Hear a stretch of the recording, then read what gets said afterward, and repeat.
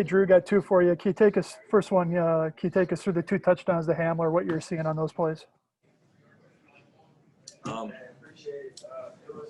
know what? The first one, Coach Shermer and Coach Shula, do a good job of getting me ready for the week, trying to find some man looks, trying to recognize their zone looks compared to their man looks. And, that was a play where we had a route that was available to take up for a 9, take up for a deep ball. And we recognized the man. I gave KJ the go, and sure enough, he did what he needed to do and beat the guy, and we put it out there and we scored. We've hit that a couple times this year. That was just one of the big ones that we hit now, and I appreciate them giving me that opportunity to be able to take those plays up and give us a 9 ball. The second one was, kind of a safety read for us.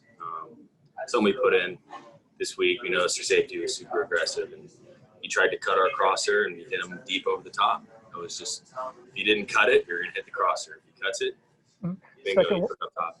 Second one for you. You lose Fant early. How impressed were you with the net and Troy stepping up today?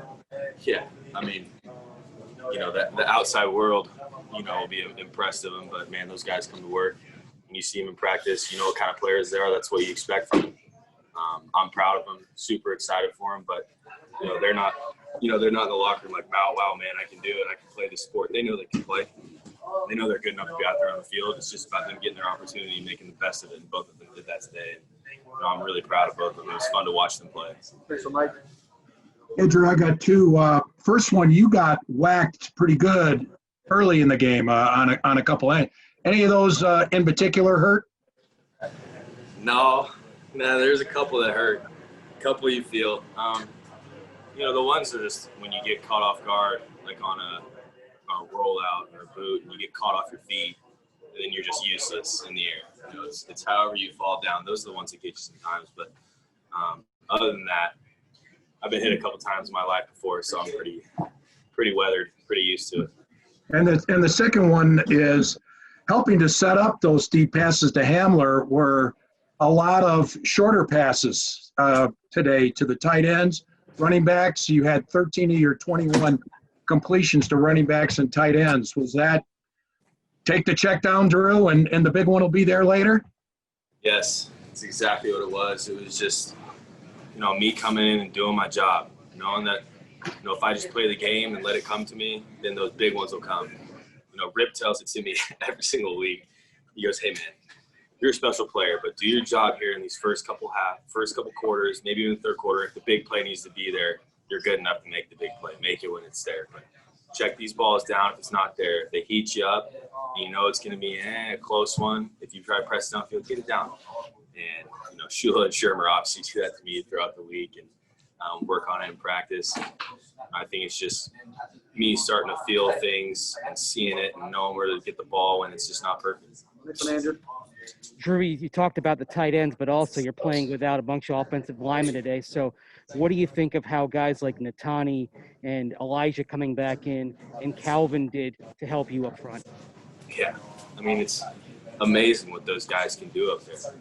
I call him Muto, but Muti, he's playing guard there. They line Brown up in front of him. That's a top 10 pick, and he's doing way more than holding his own.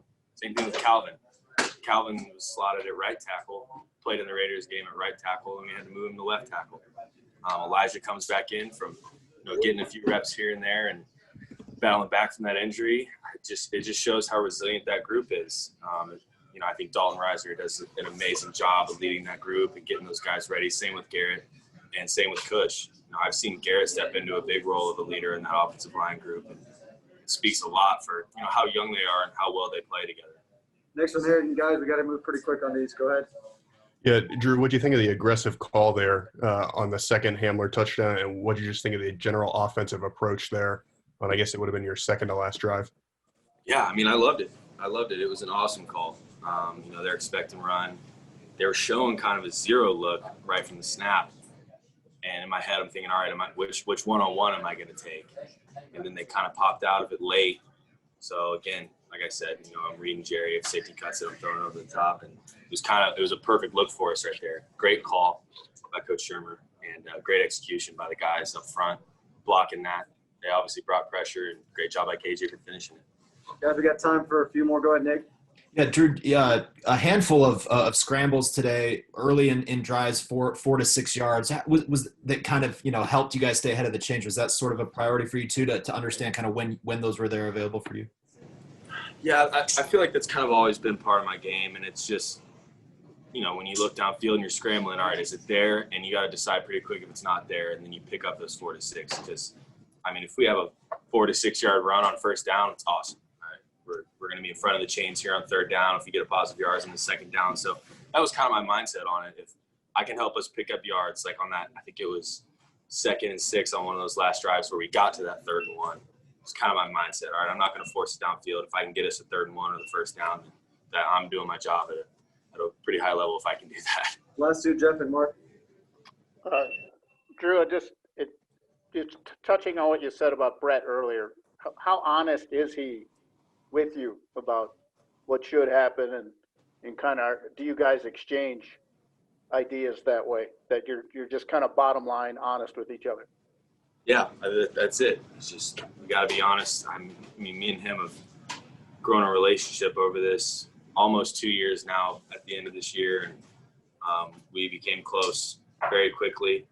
And it just developed into a relationship where he feels like he can tell me anything and I can tell him anything, whether that's my bonehead thought process and then he gets to fix it, or it's, my thought process is a little different. And, he ends up agreeing with me sometimes. It's been an awesome, development of a relationship. And, I owe a lot to that guy and him keeping me in a nice mental state, especially with others at home.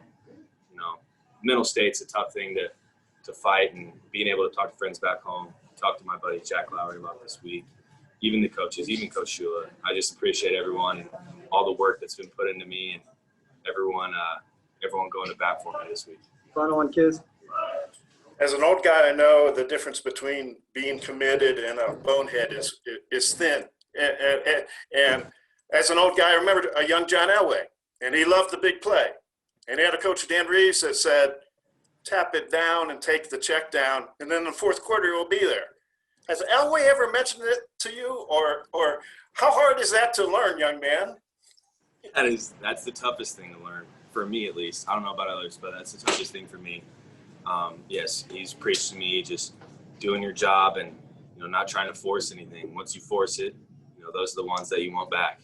And it sucks because the ones you end up forcing are in games that you want really, really bad. You want to win so bad that you end up doing some things out of character.